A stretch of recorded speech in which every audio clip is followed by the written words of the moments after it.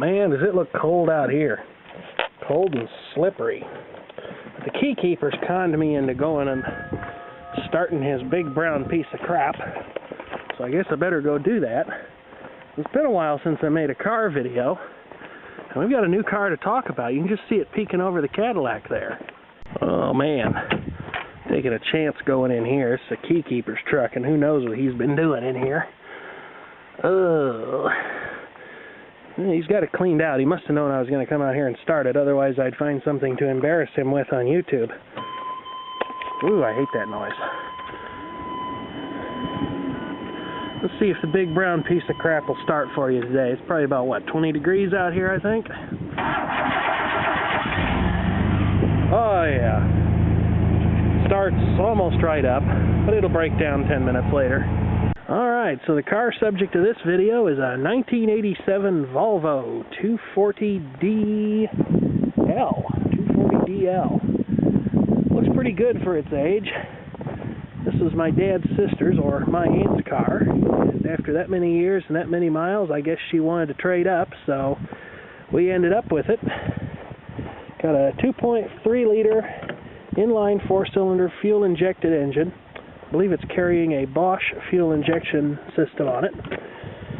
And the interior of this car is very spare. I'll tell you what, they didn't really give a whole lot of fancy details here. Although there are some things about this car that are surprising.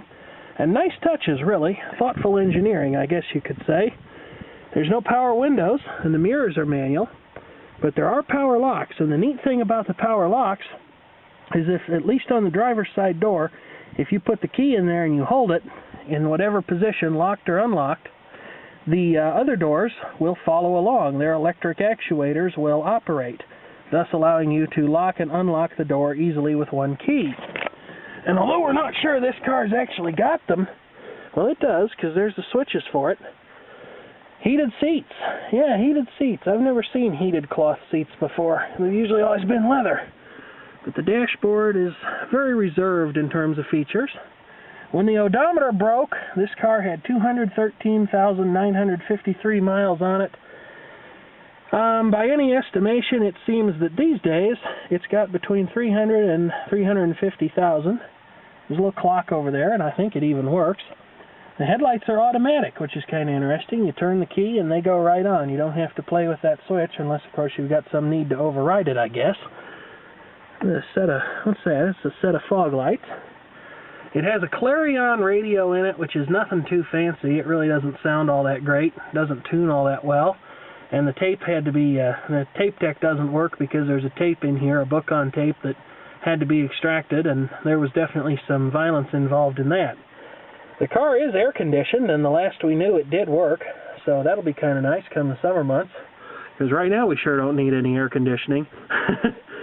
Has a 5-speed manual transmission in it, and although I usually drive vehicles with automatics, I've certainly driven some standard shifts in my time. The MGB, a Mitsubishi Montero with a 5-speed, and a 97 Ford F-250 pickup that has never been made into a video, but that's my grandfather's cattle hauling truck. And I used to chug around the farm with that thing.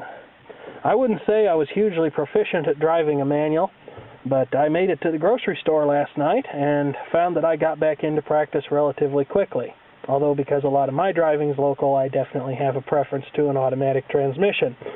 This one has a little bit of character. First of all, the shift knob comes off, which is a nice touch. You can be going for a gear and all of a sudden, whoops, that thing just comes right off of there. It turns around or does something creative. There's a collar here that you have to pull up to get into reverse. But with a car that has this many miles on it, there's definitely some issues there, because I found that when I was going to the grocery store last night, there's a lot of slop in this mechanism for some reason. I don't know if maybe it needs to be tightened up or if it can be tightened up. We have a service manual for this car, so I guess I could get off my lazy butt and find out. But anyway, when I was going for first gear, a lot of times I'd get third, and my dad has said that when he's out driving on the highway that he'll go for fifth gear and he'll get third. So there's definitely some kind of an issue there. But all in all, for this thing's age and the number of miles on it, it's really in incredible shape. But I guess that's true of a lot of Volvos. They tend to last forever from what I've seen, if you take any kind of care of them whatsoever. Let's see what's under the hood here. take a look at this thing's engine and what's going on. Definitely a unique looking engine. Really a lot less under here than I'd have expected to see. You have the intake and the fuel injection system over there. And you have the exhaust out there, oil filter, the alternator's hiding away down there, cruise control actuator, air conditioning, filter dryer, and some kind of a sensor switch, power steering pump, lube distributor, the air conditioner itself, air conditioning compressor, battery, power steering reservoir. It's really pretty simple under here.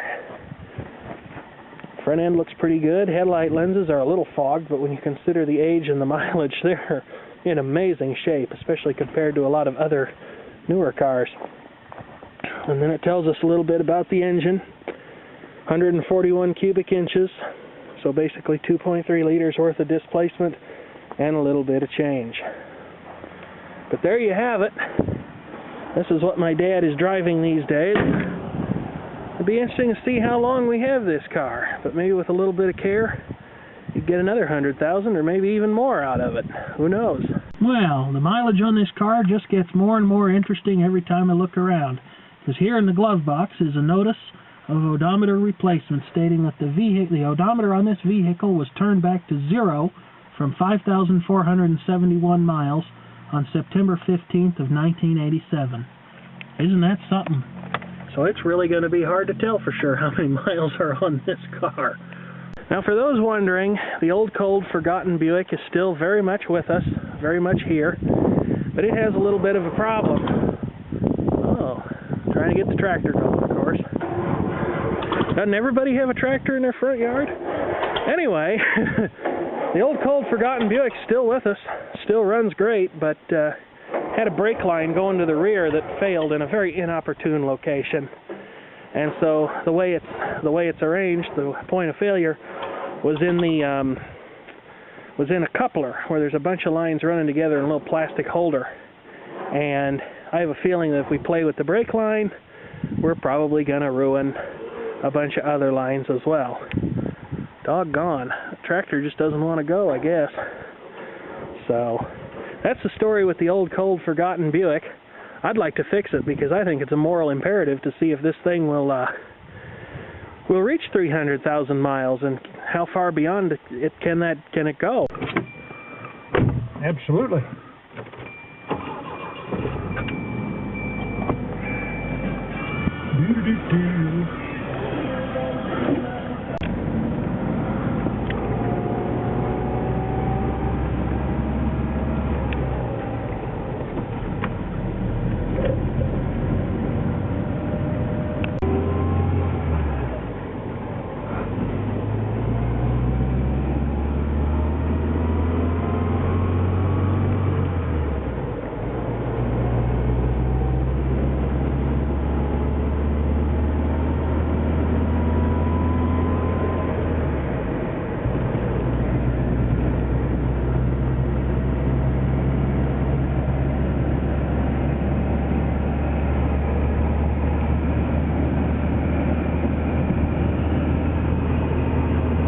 Here's some wind noise.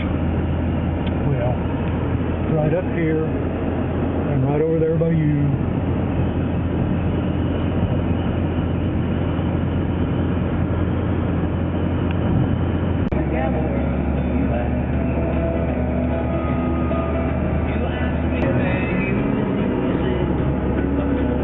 There's the 5 volts.